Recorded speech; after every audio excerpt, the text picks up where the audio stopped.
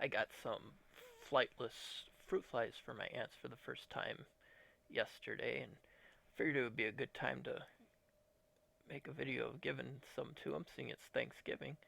So, happy Thanksgiving from Northern Ants. Please like and subscribe. If you know what kinds of uh, ants these are, I always call them just by their. This is a black ant, the one that they're showing right now, and then I've got uh, harvester ant, which is I never can pronounce the what the scientific names of them are. I know these are a Formica, but I'm not sure what subspecies of Formicas this is. That the fruit flies that came in hundreds of them. That'll last a long time to feed. As you can see, I've got my test tube set up with my heat cable, and then my Tar Heel ants mini hearths. They're having fun hunting down those fruit flies. As you can see, the one there has got one in his mouth. You can see a few crawling around. It's a graveyard over in the corner here. A lot of heads. I don't know why.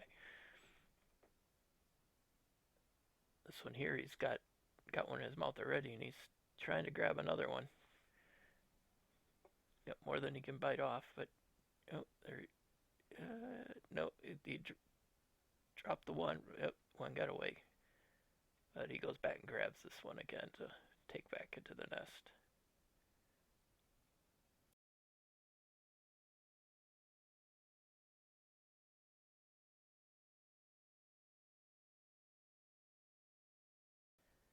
This next colony is the Polyergus queen with her black ant workers.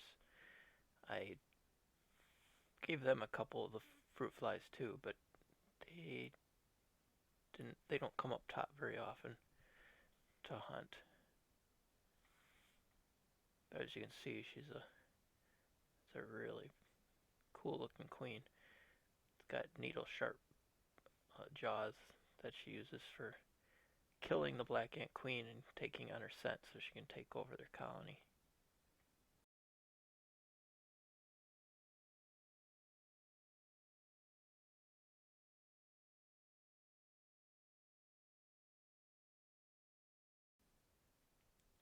As you can see, there are a few running around at the top. They might come up to the top a little more often, but it's after dark when I've got them all closed up.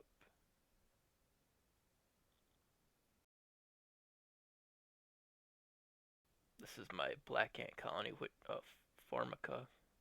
I'm not really sure the subspecies of Formica that it is. I always just call them black ants since I was like 5 years old when I started collecting ants. I never had good luck keeping them alive. I always just kept them in jars with dirt and never knew about hydration and all that. I loved studying them and stuff, but they never lasted very long until I found the Tar Heel ants. Uh, his his mini hearths and stuff. I've now keeping them in, and they do really well. This black ant colony, you can see there was a piece of superworm down there, so they do go up top and forage more than the Polyregus colony. You don't, I don't see them up top very often. This next colony, I captured these guys. They had a lot of eggs, mostly larvae. Uh, got them towards the end of October. A red ant. I'm not sure. I would love if somebody knew what kind these guys were. They're from northern Wisconsin.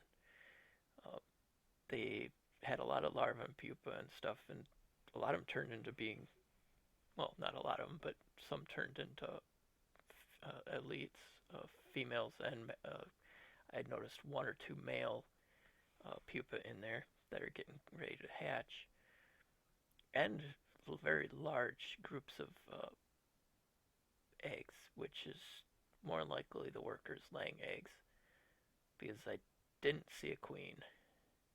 and I've looked a lot. I'm going to transfer these guys to a mini hearth from Tar Heel Ants as soon as I can get a new one. If you can see, you can kind of see the back of some wings. I think that's a male, and then there's a female pupa that's. Oh, you can see a group of eggs there. I got to get these guys in a better setup because the plastic is.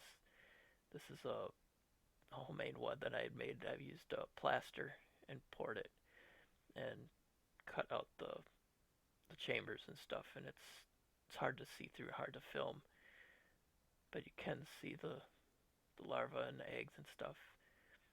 And a little bit here, you can actually see the. If you look real close, you'll be able to see this pupa that's good. They're about to move. You can see her right there. It's a female pupa. She looks pretty much like she's going to be hatching pretty quickly here.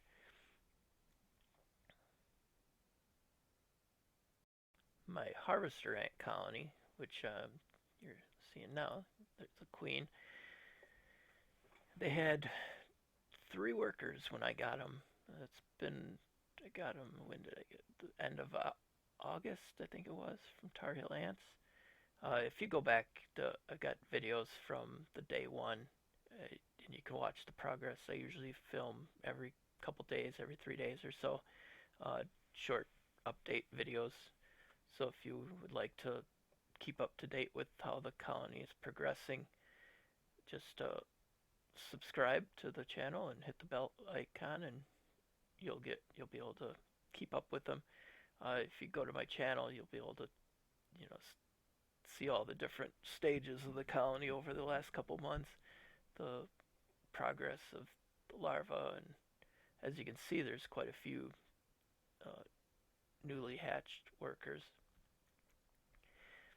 I won't use too much of the scientific terms for the colonies. I call them harvester ants. I call them black ants. I call pupa and larva and the newly hatched. I call them babies instead of the absconded or whatever they say for it. As you can see, they're doing pretty good on the seeds. I do have some honey in there for them, and you can see the small right in front of the queen there. You can see there some workers cleaning some eggs and some small larvae, and a few of the workers that have freshly hatched. But they're really taking care of those larvae really well. They always, every time I check on them, they've got chunks of seed. I am going to give them a fruit fly. I do give them honey. It's in one of the Tar Heel ants feeders up in the outworld. They don't generally go up there very often. I usually see one once in a great while up in there. But the population is getting pretty big. I'm not sure how long they'll stay in the smaller hearth, but I will eventually move them into a bigger one, or actually, because you can attach 2 together, I'll probably attach 2. There you can see there was one up in the outworld. I dropped a fruit fly down in there, and that's what they're going after right now. You can see if you look closely by those larvae, you can see its eyes. The workers are freaking out over it. They have never had anything live. They've always eaten just the seeds.